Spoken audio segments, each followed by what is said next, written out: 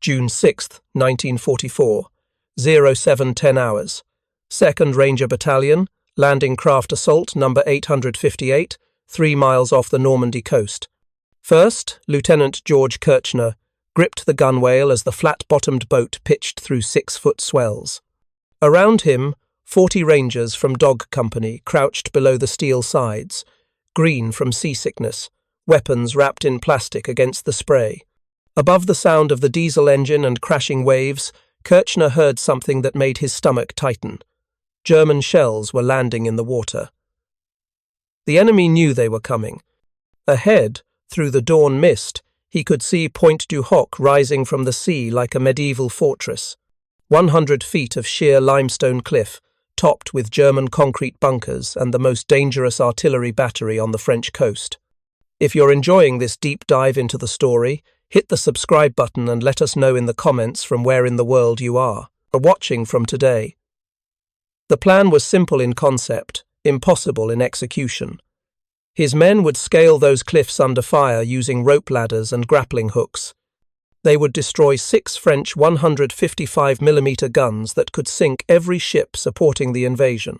Then they would hold the position until relieved by forces advancing from Omaha Beach, 3 miles to the east. The timeline assumed everything would go perfectly. The rockets would fire their ropes on target. The ladders would hold. The men would climb faster than the Germans could shoot them, and relief would arrive within hours, certainly by nightfall. None of those assumptions would prove correct. What Kirchner did not know, what none of the 225 Rangers approaching Pointe du Hoc knew, was that they were about to participate in one of the most desperate defensive actions of the entire Normandy invasion. For 2 days, surrounded and outnumbered, running out of ammunition and medical supplies, they would hold a crater-scarred piece of French farmland against an enemy that should have overwhelmed them in the first hour. The decision that would define the battle had been made weeks earlier by Lieutenant Colonel James Earl Rudder, the 2nd Ranger Battalion commander. When planners suggested he could abort the cliff assault if initial waves failed, Rudder refused. His orders were clear: take Pointe du Hoc, destroy the guns, hold until relieved, no contingencies. No alternatives. That decision, rooted in understanding what would happen if those guns remained operational, would doom some of his men and save thousands of others. The mathematics were brutal. 6 guns at Pointe du Hoc could fire 15 rounds per minute each, 90 shells every 60 seconds, raining down on the invasion beaches where tens of thousands of soldiers were landing. Each shell weighed 95 pounds and could kill everyone within a 75-foot radius. If those guns fired for even 1 hour, they would slaughter thousands. Allied planners had given Pointe du Hoc maximum priority for exactly that reason. Every other objective on D-Day was negotiable. This one was not. The guns had to be destroyed. Intelligence photographs showed the battery clearly. 6 reinforced concrete gun positions arranged in a semicircle, each containing a French 155mm gun captured in 1940. The weapons themselves were formidable. Built by the French in the 1920s, they could fire a shell 25,000 yards, nearly 14 miles. That range covered both invasion beaches, Utah and Omaha, plus the entire naval fire support area offshore. The Germans had fortified the position with typical thoroughness. Each gun sat in an open concrete emplacement with walls 6 feet thick, proof against anything except a direct hit from a battleship. Interconnecting trenches allowed defenders to move under cover. Underground bunkers provided ammunition, storage, and crew shelter. The entire complex was surrounded by barbed wire, minefields, and machine gun positions. But the real defense was the cliff itself.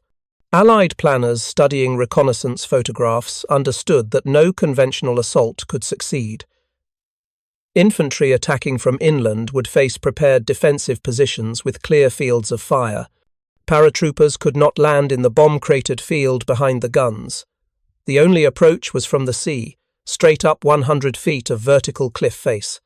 The mission fell to the Rangers because no other unit had the training or equipment for such an assault.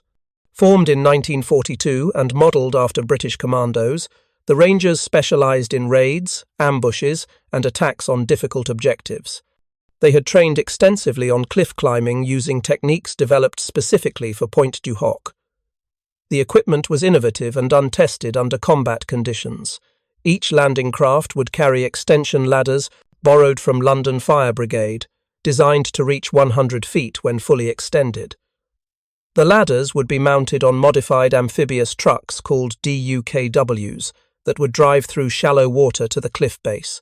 For backup, the Rangers had rocket-propelled grappling hooks. Steel projectiles fitted with ropes would be fired from tubes mounted on the landing craft. If the rockets worked, dozens of ropes would trail up the cliff simultaneously. If they didn't work, men would die before reaching the top. First Sergeant Leonard Lomell from 2nd Platoon, Dog Company, understood the stakes better than most. Lomell was 24 years old, from Point Pleasant Beach, New Jersey. Before the war, he had been a semi-professional boxer with quick hands and quicker thinking. His men called him Ace. Officers called him Reliable. Lomell had studied the intelligence photographs obsessively. He memorized every bunker, every trench line, every potential covered approach. He had walked through the assault sequence in his mind hundreds of times, visualizing each movement from boat to cliff base to gun positions. That mental preparation would save his life and complete the mission when everything else failed. Training had been conducted in Britain through April and May of 1944. The Rangers practiced cliff climbing on the Isle of Wight, scaling similar chalk cliffs under live fire. They learned to climb with full combat loads, 60 pounds of weapons and ammunition strapped to their backs. They practiced deploying ropes, ascending under pressure, establishing security at the top. The training revealed problems immediately. Wet ropes were heavier and harder to climb. Men carrying mortars and machine guns could barely pull themselves up. The grappling hooks frequently failed to catch on the cliff edge. And the borrowed fire ladders, impressive when demonstrated on solid ground, proved dangerously unstable when mounted on pitching boats. But there was no alternative equipment and no time to develop any. The invasion was scheduled for early June. The Rangers would use what they had and improvise the rest. Colonel Rudder emphasized one non-negotiable principle during training: speed. Every second spent on those cliffs was a second the Germans could shoot at them. The first men up had to secure the cliff top immediately, suppressing enemy fire so others could follow. Rudder himself would lead the assault, unusual for a battalion commander but typical of his leadership style. 34 years old, a former high school football coach from Texas, Rudder had earned his men's respect through competence and courage. He never asked them to do anything he wouldn't do himself.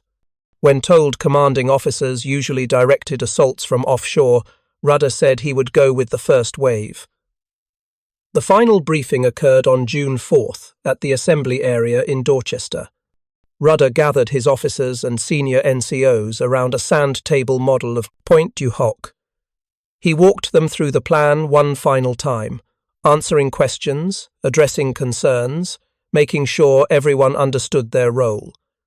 The assault force would consist of 3 companies: Dog, Easy, and Fox, 225 Rangers total, divided among 9 landing craft. They would land in 3 waves at 6:30 in the morning, H-hour for the main invasion. The first wave would establish ropes, the second would climb and clear the cliff top. The third would bring up heavy weapons and explosives. Once the guns were destroyed, the Rangers would establish a defensive perimeter and hold until relieved by 5th Ranger Battalion, advancing from Omaha Beach. Relief was expected by noon, perhaps earlier if the beach assault went well. The Rangers needed to hold for maybe 6 hours. That seemed manageable. What the plan did not account for was German resistance, navigation errors, equipment failure, or the possibility that relief might not arrive at all. If you find this story engaging, please take a moment to subscribe and enable notifications. It helps us continue producing in-depth content like this. Military plans barely survive contact with reality. This one would fail within the first 10 minutes, June 5th. The invasion was postponed 24 hours due to weather. The Rangers waited in their staging areas, equipment loaded, nerves stretched thin. Some men wrote letters home, others cleaned weapons they had already cleaned twice. A few played cards, trying to distract themselves from thinking about the cliffs. Lomell checked his gear methodically. Thompson's submachine gun, 8 magazines of .45 caliber ammunition, fragmentation grenades, thermite grenades for destroying the guns, first aid kit, rope, extra rations. He had trained with this load for months. It felt comfortable despite the weight. That evening, Rudder gathered the battalion for a final address. He kept it short. The mission was critical. The training was solid. The men were ready. He expected casualties, but believed they would succeed. Then he said something that would be repeated for decades afterward. "Boys, I'm not going to sugarcoat it. Some of you won't be coming back. But for those of us who do, we'll know we did something that mattered." The Rangers loaded into their landing craft at 2300 hours on June 5th. The ships sailed at midnight, joining the massive invasion armada crossing the English Channel. 5,000 vessels, the largest amphibious assault in history. Somewhere in that fleet were the Rangers assigned to Pointe du Hoc, heading toward a cliff that intelligence said was impregnable. The crossing was miserable. Heavy seas caused violent pitching that left most men violently sick. The flat-bottomed landing craft were never designed for open ocean. They slammed through waves, taking water over the sides, soaking everyone aboard. Men bailed constantly with helmets and hands, fighting to keep the boats from swamping. Around 0400 hours, the naval bombardment began. Allied warships opened fire on the French coast, hurling thousands of tons of high explosives at German defensive positions. The sound was overwhelming, a continuous thunder that made conversation impossible. The Rangers could see the flashes on the horizon, like lightning in a violent storm. The bombardment was supposed to destroy German positions at Pointe du Hoc, or at least suppress them long enough for the Rangers to land. Heavy bombers from the 8th Air Force had already hit the position during the night. Now battleships and cruisers were adding their firepower. Intelligence estimated the Germans would be so stunned by the bombardment that resistance would be minimal. That estimate would prove catastrophically wrong. The German garrison at Pointe du Hoc consisted of approximately 200 men from the 2nd Battalion, 916th Grenadier Regiment, 84th Infantry Division. They were not elite troops. Many were former factory workers or farmers, conscripted late in the war. Some were Poles or Russians pressed into German service after being captured on the Eastern Front. But they occupied excellent defensive positions, and they knew the Rangers were coming. German intelligence had predicted exactly where the Allies would land. Defense preparations had been underway for months. The men at Pointe du Hoc had orders to hold the position at all costs, and they intended to follow those orders. At 0550 hours, 35 minutes before H-hour, the landing craft carrying the Rangers turned toward shore. The first wave consisted of 3 LCAs carrying companies Dog, Easy, and Fox.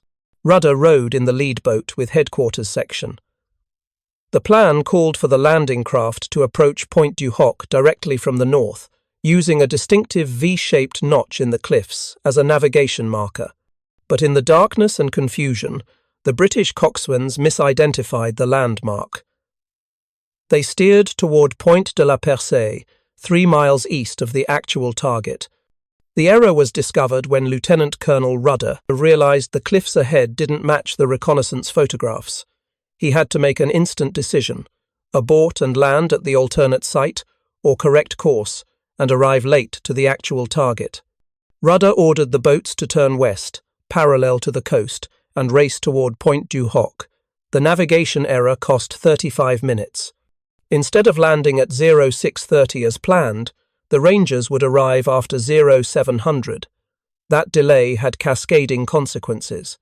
The naval bombardment had ceased at 0625, assuming the Rangers would land immediately. Now the Germans had 40 minutes to recover from the shelling, man their positions, and prepare to defend.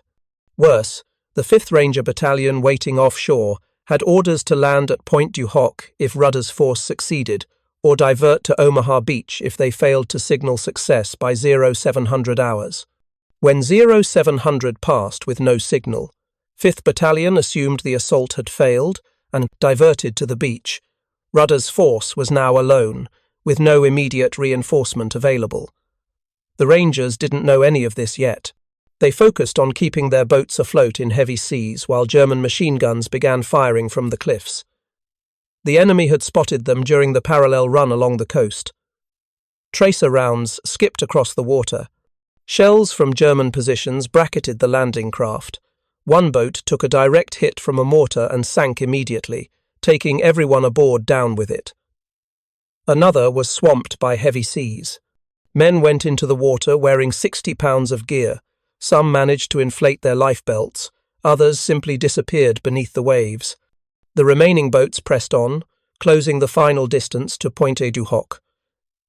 At 07:09 hours, the first landing craft grounded on the narrow rocky beach at the cliff base.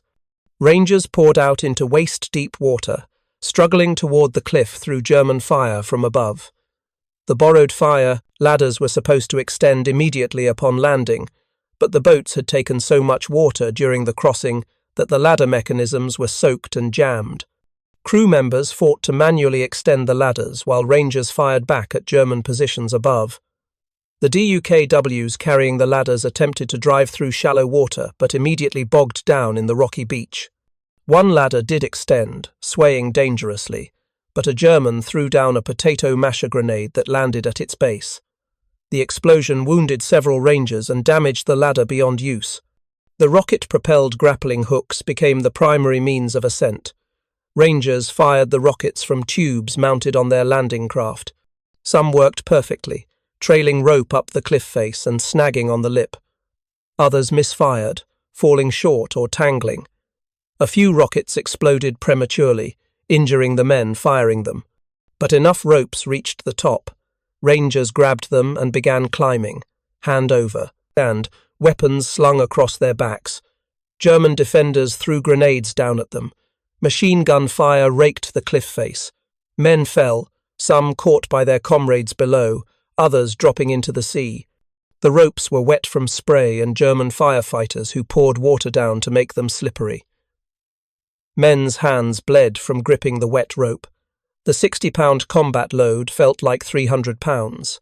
Some Rangers couldn't pull themselves up more than 20 feet before their strength gave out. They hung there, exhausted, while bullets cracked past their heads, but enough men kept climbing. The first Rangers reached the cliff top at approximately 07:15 hours, just 5 minutes after landing.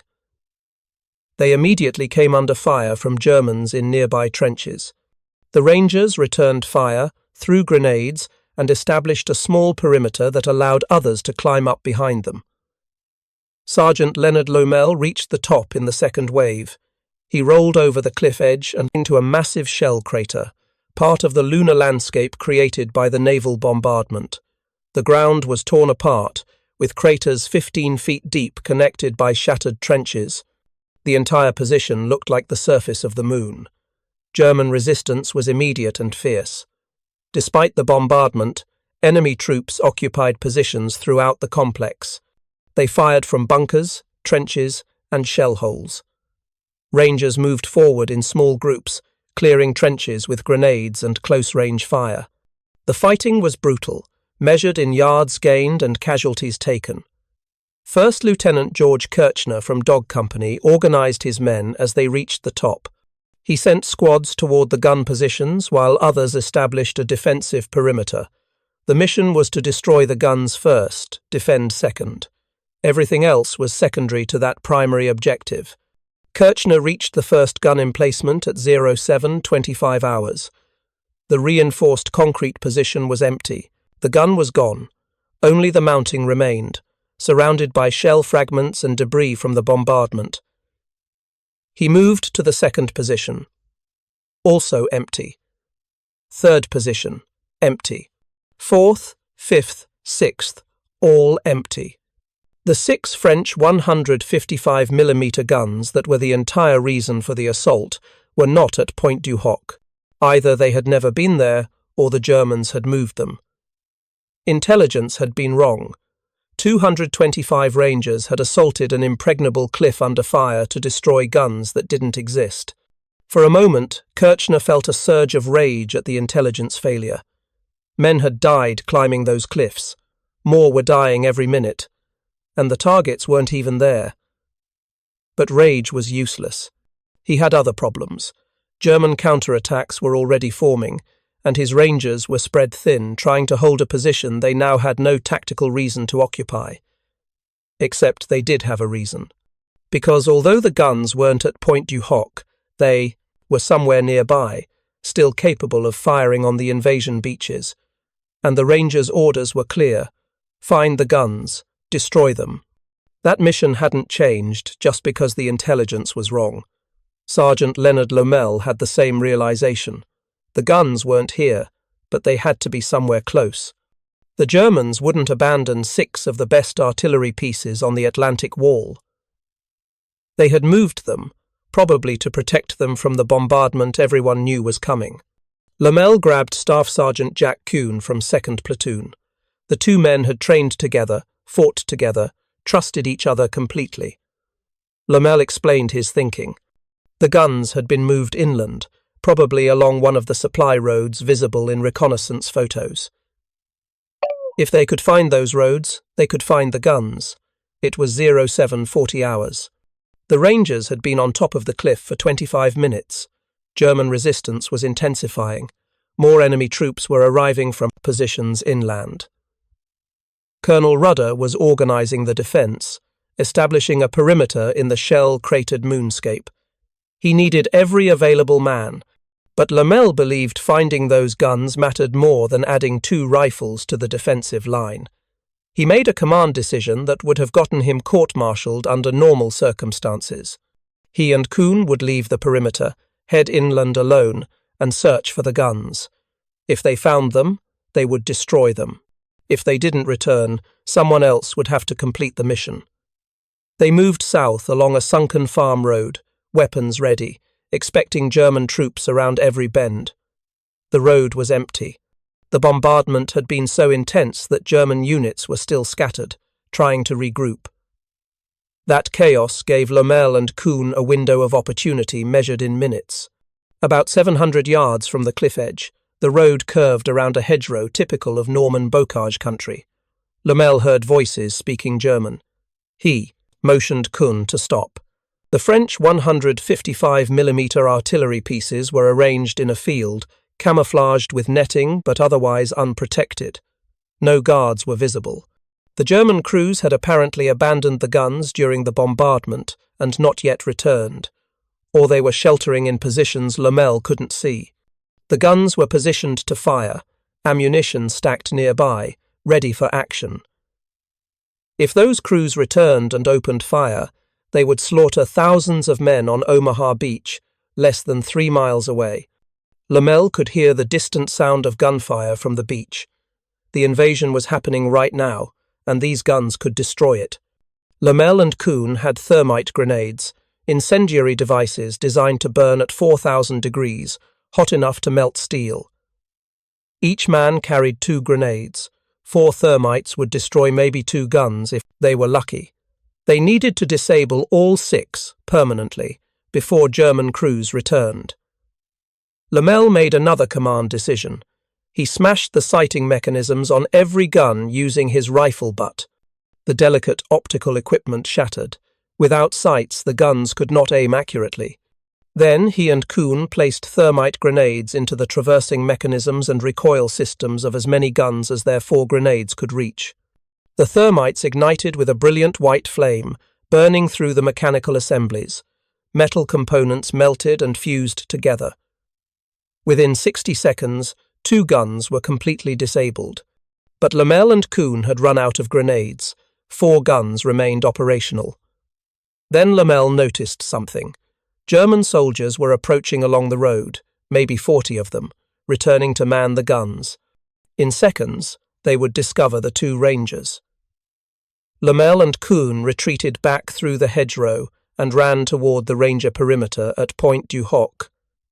They arrived at 0815 hours, found Colonel Rudder in his command post and reported what they had discovered. Rudder immediately sent another team with more thermite grenades to finish destroying the guns. Sergeant Frank Rupinski led the second team back to the same location, completed the demolition, and returned safely. By 08:45 hours, all 6 guns that had threatened the invasion beaches were destroyed beyond repair. The primary mission was accomplished. Now all the Rangers had to do was survive. The Germans had no intention of letting them survive. Starting at approximately 0900 hours, enemy forces began organized counterattacks against the Ranger perimeter.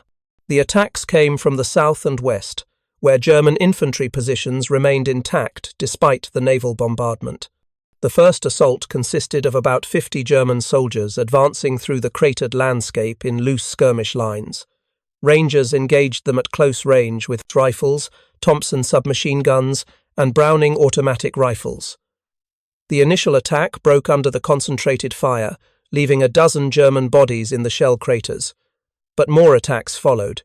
The Germans realized a small American force held Pointe du Hoc and intended to destroy it before it could be reinforced. Throughout the morning of June 6th, German infantry from the 916th Grenadier Regiment launched repeated assaults on the Ranger positions. The defensive perimeter was roughly triangular, with the cliff edge forming one side and hastily dug foxholes marking the other 2. The perimeter enclosed about 10 acres of bomb-cratered ground, with the destroyed gun emplacements providing some concrete cover. Rangers occupied shell craters, trenches, and any depression that offered protection. Colonel Rudder established his command post in a concrete bunker near the cliff edge. The bunker had taken multiple hits during the bombardment but remained structurally sound. From there, Rudder directed the defense, calling in naval gunfire support when possible and redistributing ammunition as supplies dwindled. The Rangers had landed expecting to be relieved within hours. They carried ammunition for a brief, intense fight, not a prolonged siege. Each man had started with about 200 rounds for his rifle, 300 if he carried a Thompson. By mid-morning, many were down to their last magazine. Ammunition discipline became critical. Rangers were ordered to fire only when they had clear targets. No suppressive fire. No wasting rounds on suspected positions. Every bullet had to count because there were no resupply drops, and no way to get more ammunition until relief arrived. Medical supplies ran out even faster. The Rangers had taken heavy casualties during the cliff assault. More men were wounded in the German counterattacks. By noon on June 6th, every morphine syringe had been used. Bandages were torn from the dead to treat the living. Captain Walter Bloch, the battalion surgeon, performed amputations and emergency surgery with inadequate supplies in a bomb crater converted to an aid station. The wounded kept fighting when they could. Men with shrapnel wounds stayed in their foxholes, firing at German attackers. A Ranger shot through the shoulder-loaded magazines one-handed for his squad. Another with a leg wound served as an ammunition runner, crawling between positions despite the pain. The Germans discovered quickly that direct frontal assaults against dug-in Rangers were suicidal. American marksmanship was excellent, and the defenders had good fields of fire across the cratered ground. So the Germans shifted tactics, using infiltration and snipers to wear down the Rangers. German snipers positioned themselves in trees and buildings outside the perimeter, picking off any Ranger who exposed himself. One sniper killed 3 Rangers before a Browning automatic rifle team finally spotted his position and riddled the tree with automatic fire. The sniper's body fell from the branches, but another took his place within the hour. German mortar teams proved even more dangerous. They had pre-registered fire missions on the entire Pointe du Hoc complex. Now, they walked mortar rounds through the Ranger positions methodically, searching for targets. The high-angle fire came straight down into foxholes and shell craters, killing men who thought they were safe. Lieutenant George Kirchner organized counter-sniper teams to suppress the German mortars. Rangers with Springfield .03 rifles, equipped with telescopic sights, hunted for mortar positions. When they spotted muzzle flashes, they directed naval gunfire onto the German crews. The destroyer USS Satterlee provided critical fire support throughout the day, her 5-inch guns silencing multiple German positions. But the naval gunfire was a double-edged sword.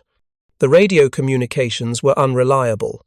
Coordinates were hard to confirm in the cratered landscape. At one point, Satterlee's shells landed inside the Ranger perimeter, killing 2 men and wounding 5. Rudder had to call off the naval support temporarily until better coordination could be established. By 1400 hours on June 6th, the Rangers had been fighting for 7 hours. They were running out of ammunition, water, and medical supplies. Casualties exceeded 30%. The expected relief from Omaha Beach had not arrived. Radio contact with higher headquarters was intermittent at best. The Rangers did not know that the invasion at Omaha Beach had nearly failed. The 5th Ranger Battalion, which should have reinforced Pointe du Hoc, was pinned down on the beach under withering fire. Casualties at Omaha were catastrophic. The entire landing teetered on the edge of disaster. No one was coming to relieve Rudder's force. Not today. Maybe not tomorrow. The Rangers at Pointe du Hoc were on their own, holding a small piece of Norman farmland that the Germans desperately wanted back. The afternoon brought the most dangerous German assault of the day. At approximately 1600 hours, about 200 German infantry supported by light armoured vehicles attacked from the south. This was not a probing attack. This was a deliberate assault intended to overrun the American position. The Germans advanced under cover of mortar and machine gun fire. They moved through hedgerows and sunken roads that limited the Rangers' fields of fire. When they emerged into the open, they were less than 100 yards from the American perimeter. Rangers opened fire with everything they had. Rifles, Thompson submachine guns, Browning automatic rifles, fragmentation grenades. The German advance staggered under the volume of fire. Men dropped by the dozens, but the Germans kept coming, closing the distance, firing from the hip as they ran. Some Germans reached the Ranger foxholes. Hand-to-hand fighting erupted across multiple positions. Rangers used rifle, butts, knives, and pistols in close combat. Private First Class Harry Roberts killed 3 Germans with his entrenching tool when his rifle ran empty. Another Ranger strangled a German officer with his bare hands after both men had exhausted their ammunition. The fighting was savage and brief. Within 10 minutes, the German assault collapsed. Survivors retreated, leaving behind more than 50 dead in the shell craters around the perimeter. The Rangers had held, but at terrible cost. Every man in some positions was killed or wounded. Entire squads were reduced to 2 or 3 effective soldiers. Sergeant Lomell's platoon had started D-Day with 42 men. By nightfall on June 6th, 16 were still combat effective. The others were dead, wounded, or missing. The mathematics were unsustainable. If the Germans attacked again with the same intensity, they would break through simply because the Rangers had no reserves left. Night brought some relief from direct assault, but introduced new dangers. German infiltrators tried to penetrate the perimeter under darkness. They crawled through shell craters, cut through barbed wire, and attempted to reach American positions undetected. Rangers responded with hand grenades, throwing them at any sound in the darkness. The night was punctuated by sudden explosions, screams, and short bursts of gunfire as infiltrators were discovered and killed. No one slept. Men stayed in their foxholes, straining to hear movement, ready to fire at anything that approached. The exhaustion was overwhelming, but fear kept them alert. Colonel Rudder made rounds through the positions during the night, checking on his men, redistributing ammunition, ensuring everyone understood the situation. He was honest with them. Relief had not arrived from Omaha Beach. They were surrounded. Supplies were nearly exhausted. But they would hold this position until relieved or until every man was dead. The Rangers appreciated the honesty. Rudder never lied to them, never gave them false hope. He simply told them what needed to be done and trusted they would do it. That leadership sustained morale when, by all logic, morale should have collapsed. June 7th dawned with German artillery fire. The enemy had brought up heavier guns during the night, probably 105mm howitzers. They pounded the Ranger perimeter for an hour, systematically destroying any visible positions. Rangers huddled in the deepest shell craters they could find, enduring the barrage. When the artillery lifted, German infantry attacked again. The pattern repeated from the previous day. German soldiers advancing under fire support, Rangers defending with dwindling ammunition, brutal close combat when the attackers reached the perimeter. The Germans were driven back again, but they had killed more Rangers and wounded dozens more. Captain Block's aid station overflowed with casualties. Wounded men lay in every available space inside the concrete bunker. Some had been hit multiple times across 2 days of fighting. Block did what he could with almost no supplies. He used seawater to clean wounds. He tore German uniforms to make bandages. He performed surgery using a trench knife sterilized in a cigarette lighter flame. The Rangers were eating their iron rations, concentrated food designed for emergency use. The rations tasted terrible and provided minimal nutrition, but they kept men functional. Water was more critical. The Rangers had no source of fresh water within the perimeter. Some men drank from shell craters, risking dysentery. Others tried to survive on minimal water, rationing every canteen. By mid-morning on June 7th, ammunition was critically low. Some Rangers had fewer than 20 rounds remaining. Colonel Rudder ordered weapons to be collected from casualties and redistributed to men who could still fight. Wounded men gave up their ammunition before being evacuated to the aid station. German weapons and ammunition were scavenged from dead attackers. The Rangers adopted strict fire discipline, no shooting unless absolutely necessary. German snipers would fire, trying to provoke return fire that would reveal American positions and waste precious ammunition. The Rangers refused to take the bait. They only fired when Germans were advancing in actual assault. Lieutenant Kirchner organized ammunition sharing across the perimeter. Positions with more rounds gave to positions with fewer. Rangers carrying Browning automatic rifles, which consumed ammunition rapidly, received priority. The goal was to maintain at least some automatic weapons capability to break up German attacks. The Germans sensed the Americans were weakening. They increased the tempo of attacks, launching smaller assaults every few hours instead of massing for one large push. The intent was to exhaust the defenders, force them to expend their remaining ammunition, and create opportunities for penetration. But the Rangers adapted. They let German patrols approach closer before opening fire, making every shot count at short range. They used grenades instead of bullets when possible. They fought smarter, conserving strength for the critical moments when German infantry actually reached the perimeter. On the afternoon of June 7th, a German assault nearly succeeded in breaking through the southern edge of the perimeter. About 70 German soldiers attacked a section defended by only 15 Rangers. The Americans were overrun, falling back to secondary positions while calling for support. Sergeant Lomell led a counterattack with 8 Rangers. They hit the German penetration from the flank, throwing grenades and firing from point-blank range. The Germans were caught by surprise, expecting no resistance from troops who should have been retreating. Lomell's group killed about 20 Germans and drove the rest back out of the perimeter. But Lomell was wounded in the counterattack, taking shrapnel in his side from a German stick grenade. He refused evacuation, staying in command of his platoon despite the injury. His men wrapped the wound with a torn undershirt and gave him water from their canteens. He kept fighting. The command structure was breaking down as officers and NCOs became casualties. First Lieutenant George Kirchner took command of what remained of Dog Company when the company commander was wounded. Staff Sergeant Jack Kuhn led multiple platoons that had been consolidated due to casualties.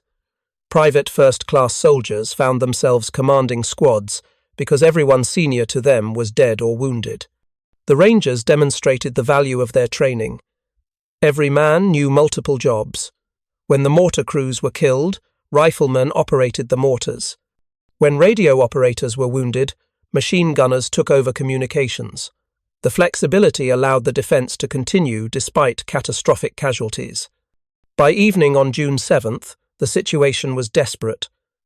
The Rangers held perhaps 6 acres of ground, reduced from the original 10-acre perimeter. They had fewer than 90 men still capable of fighting.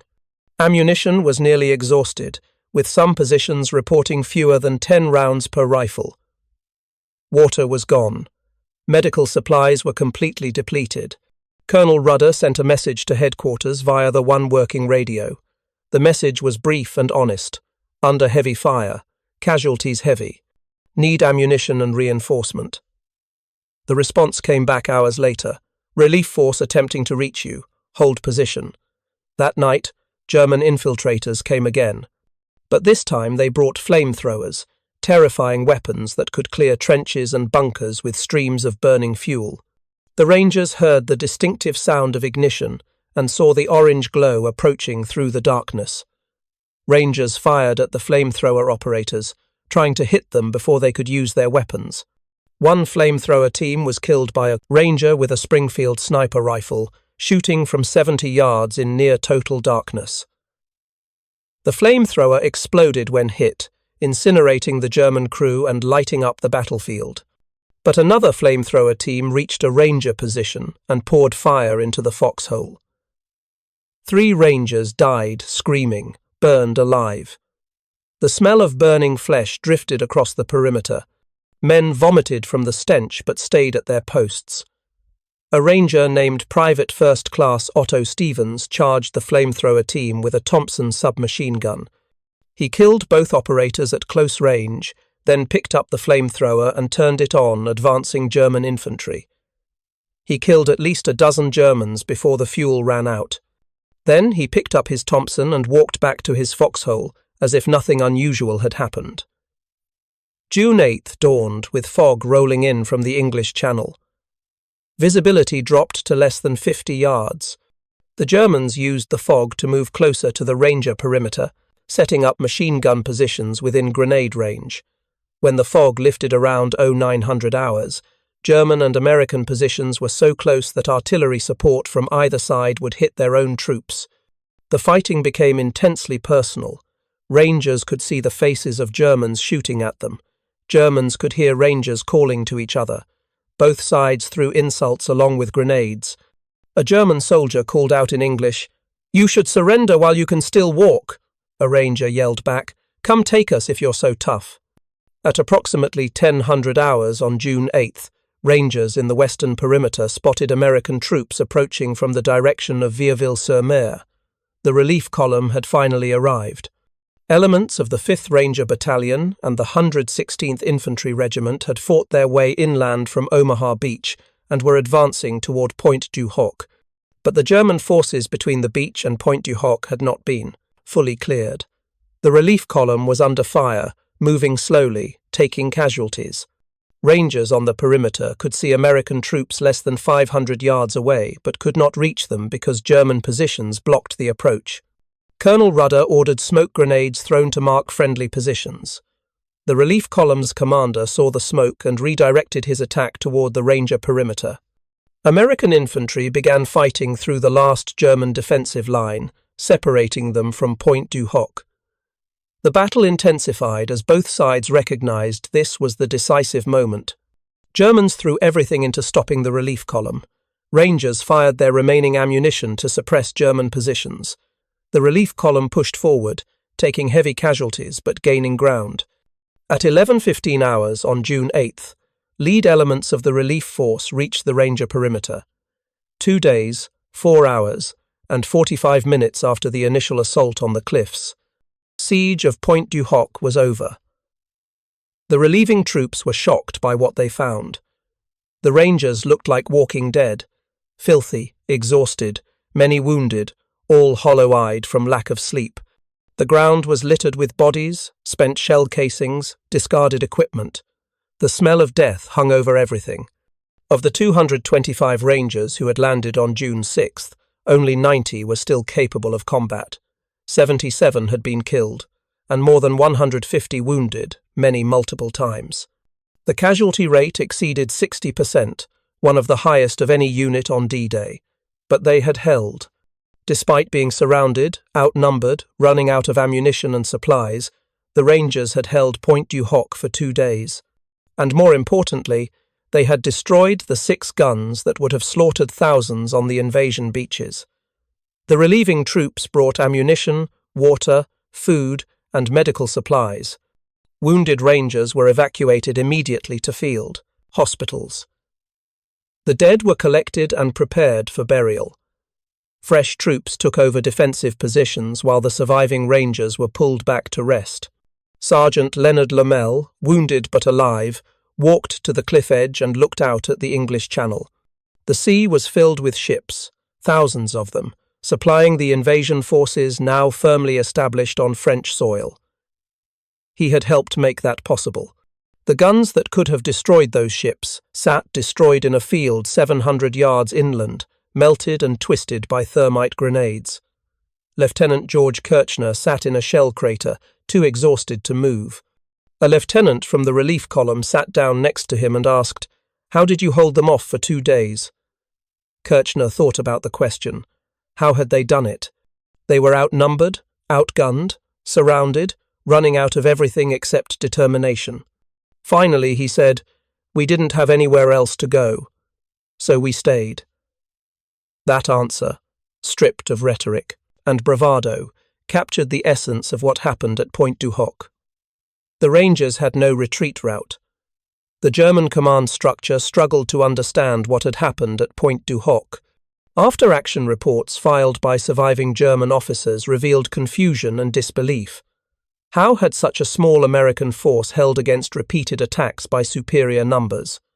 The reports made excuses. The American position was too well fortified. Naval gunfire support was too effective. German casualties were exaggerated in American accounts, but the truth was simpler and more devastating. The Rangers had fought better. They had used terrain effectively, conserved ammunition intelligently, and refused to break under pressure that should have shattered them. German infantry tactics, effective on the Eastern Front against masses of Soviet troops, proved inadequate against a small number of highly trained defenders who made every shot count. The tactical lessons from Pointe du Hoc spread through American forces immediately. Small units, properly trained and led, could hold against much larger forces if they occupied strong defensive positions and maintained discipline. The Rangers had demonstrated that firepower mattered less than training, that determination could overcome numerical disadvantage, and that leadership at the squad level was decisive. But the more significant impact was psychological. The Rangers had proven American troops could match German veterans in sustained combat. Since North Africa, American forces had faced questions about their fighting ability compared to battle-hardened German soldiers. Pointe du Hoc answered those questions. Americans could fight. They could hold. They could win. The strategic importance of destroying those 6 guns became clear in the days following D-Day. German artillery positions that remained operational along the invasion coast inflicted terrible casualties. At other beaches, German gun batteries fired for hours, sinking landing craft and killing troops as they came ashore. The guns at Pointe du Hoc, had they been operational and properly positioned, could have destroyed ships offshore and massacred troops on Omaha Beach. Naval fire support officers calculated that those 6 French 155mm guns, firing from Pointe du Hoc's commanding position, would have sunk or damaged dozens of vessels and killed thousands of soldiers. The Rangers' success in finding and destroying the guns, even though they weren't in their expected positions, saved more lives than could be accurately counted. Lieutenant Colonel James Rudder received the Distinguished Service Cross for his leadership during the assault and defense of Pointe du Hoc. The citation praised his courage under fire, tactical skill, and refusal to abandon the position despite overwhelming odds. Rudder would later say the medal belonged to his Rangers, not to him. He had simply done his job. They were the ones who climbed the cliffs and held the perimeter. Sergeant Leonard Lomell received the Distinguished Service Cross for finding and destroying the guns. His initiative in leaving the defensive perimeter to search inland when every rifle was needed on the line, demonstrated the type of independent thinking that special operations required. The citation noted that Lomell's actions directly contributed to the success of the Normandy invasion, but most Rangers received no individual recognition beyond the unit citations awarded to 2nd Ranger Battalion. They had done extraordinary things, yet their names appeared in no newspapers. Their stories were told in no radio broadcasts. They were simply soldiers who had completed their mission and moved on to the next one. The physical scars of Pointe du Hoc remained visible for decades. The bomb craters that saved Rangers' lives during German artillery barrages were never filled in. The destroyed German bunkers remained as they fell. The entire site became a memorial to what happened there, preserved exactly as it looked when the fighting ended.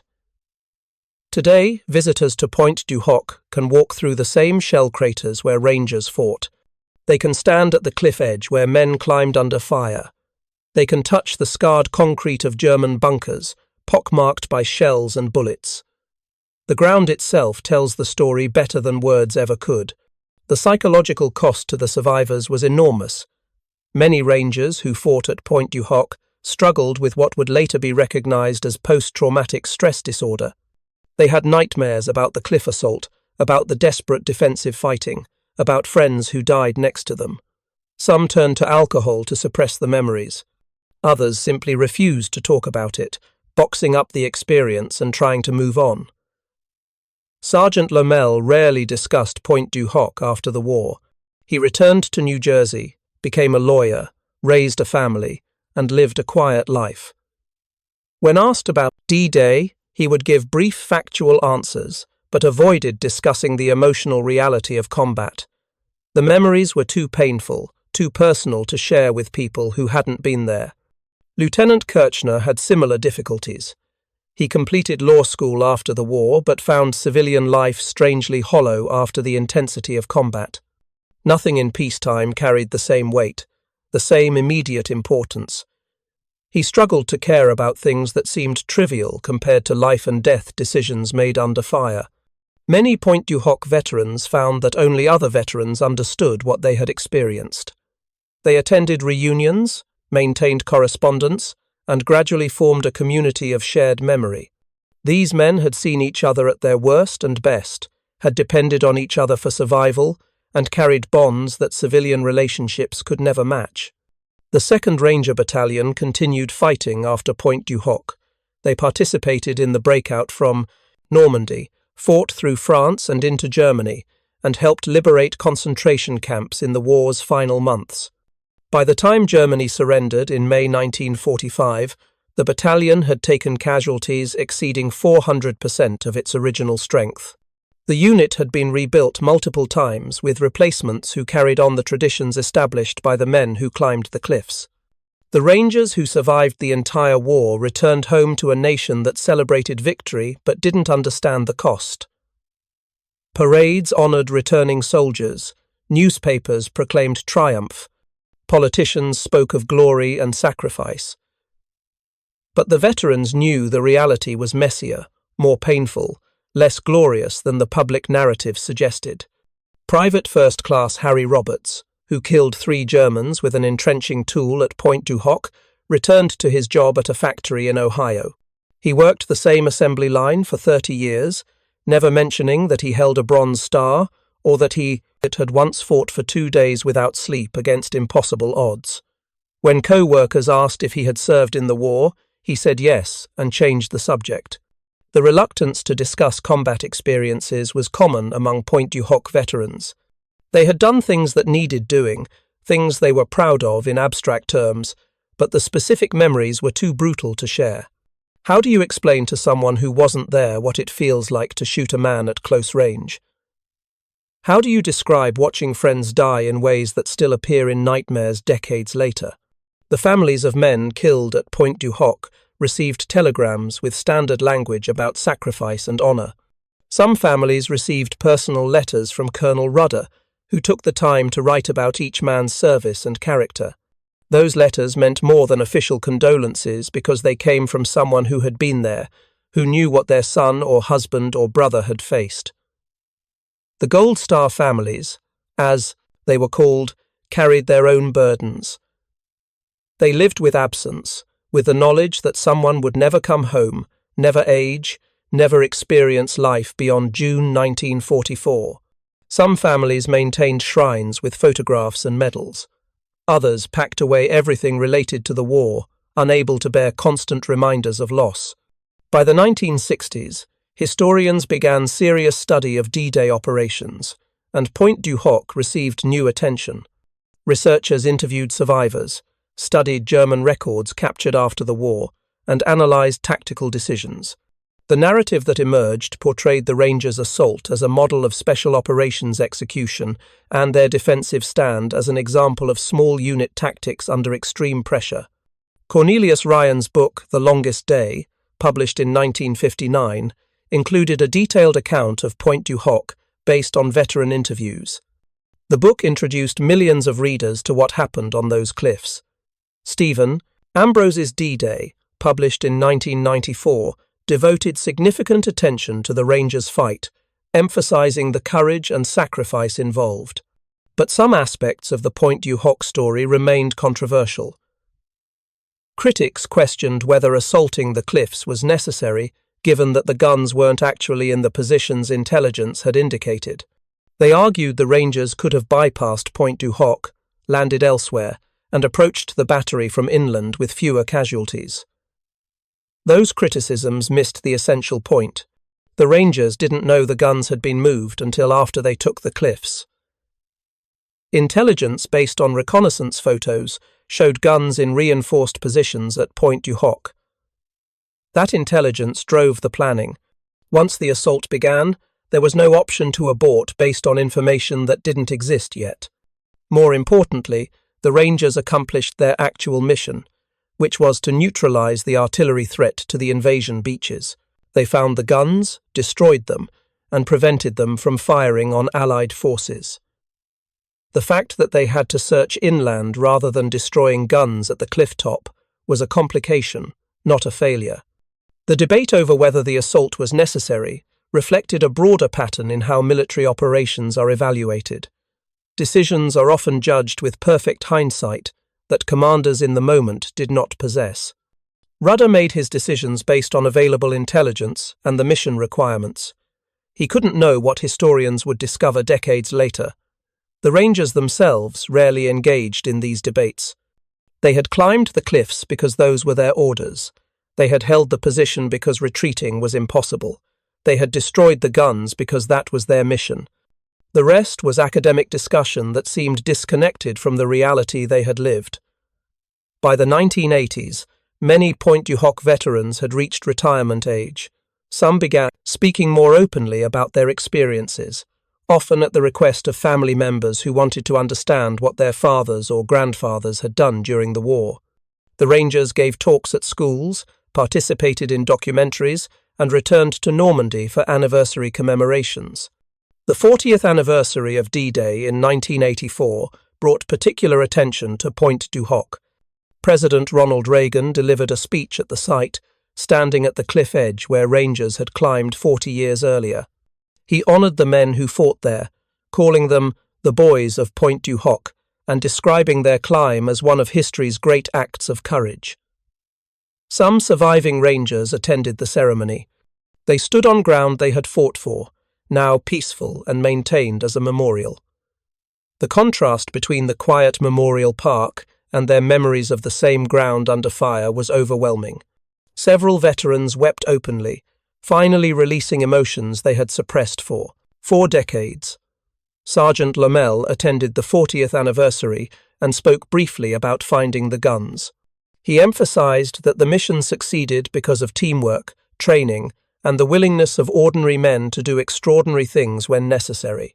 He deflected credit to the Rangers who didn't survive, saying their sacrifice made everything else possible.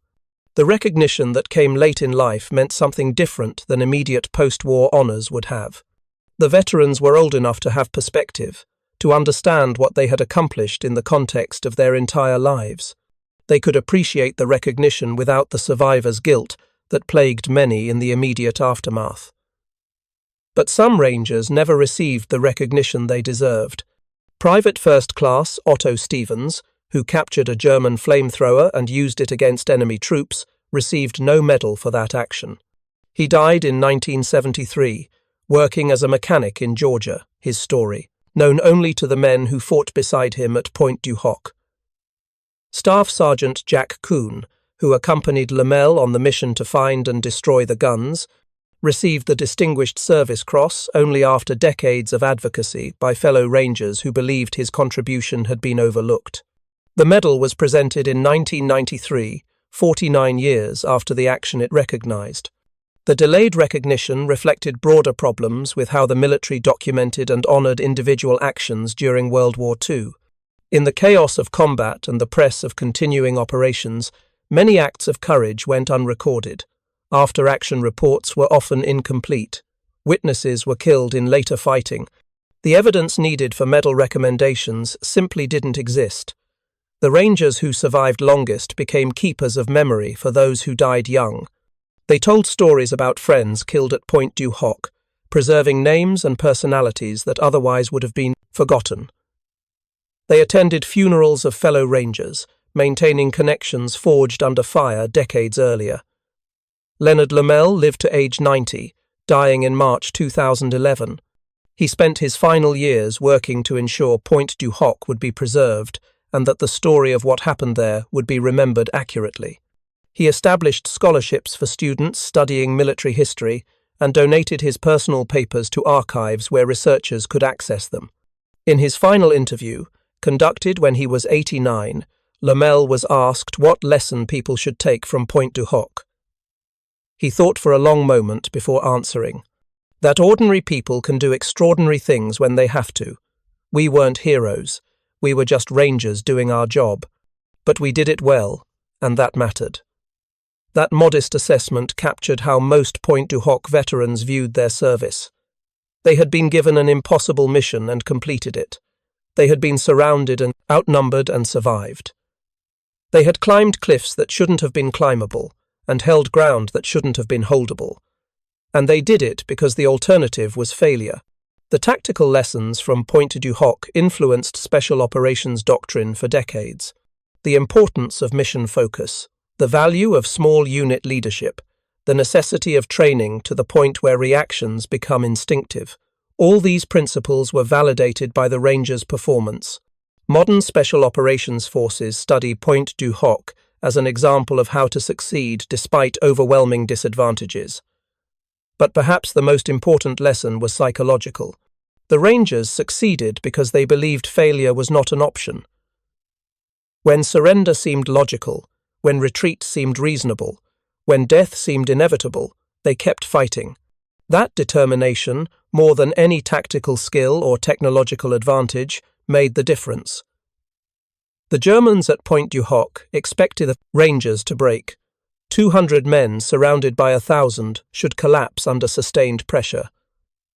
That was the mathematical certainty. But mathematics don't account for human will, for refusal to accept defeat, for the bonds between men who trust each other completely.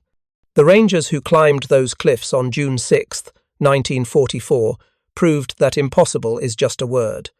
The cliffs were supposed to be unclimbable. The position was supposed to be indefensible. The mission was supposed to be suicidal. Yet they climbed, they defended, they survived, and they accomplished everything asked of them. 77 Rangers died at Pointe du Hoc. Their names are engraved on memorials in Normandy and in Arlington National Cemetery. Most were between 19 and 25 years old when they died. They never had careers or families or the chance to grow old. They gave everything they had and everything they would ever be to complete a mission their country deemed essential. The survivors carried those 77 names with them for the rest of their lives. They remembered friends who died on the cliffs, in the perimeter, in the aid station. They wondered why they survived when others didn't. They made peace, eventually, with the arbitrary nature of survival in combat. But they never forgot. The site of Pointe du Hoc today is peaceful. Grass covers the shell craters, birds nest in the destroyed bunkers, tourists walk paths where Rangers fought for their lives. The cliff edge where men climbed under fire now has safety railings to prevent accidents. The transformation from battlefield to memorial seems complete, but on quiet mornings, when fog rolls in from the channel, the place still carries echoes of what happened there. The ground itself remembers. The scars remain, softened by time but never fully healed. And for those who know the story, who understand what the Rangers accomplished against impossible odds, Pointe du Hoc represents something fundamental about human courage and sacrifice.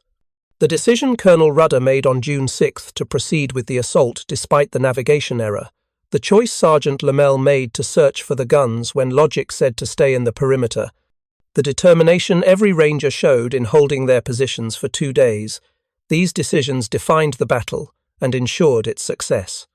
The Germans expected the Rangers to act rationally, to retreat when surrounded, to surrender when outnumbered, to break when exhausted.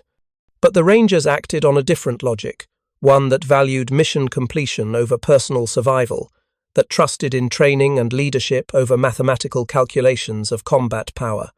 That choice, made by 225 men on a Norman cliff, changed the course of history in ways large and small.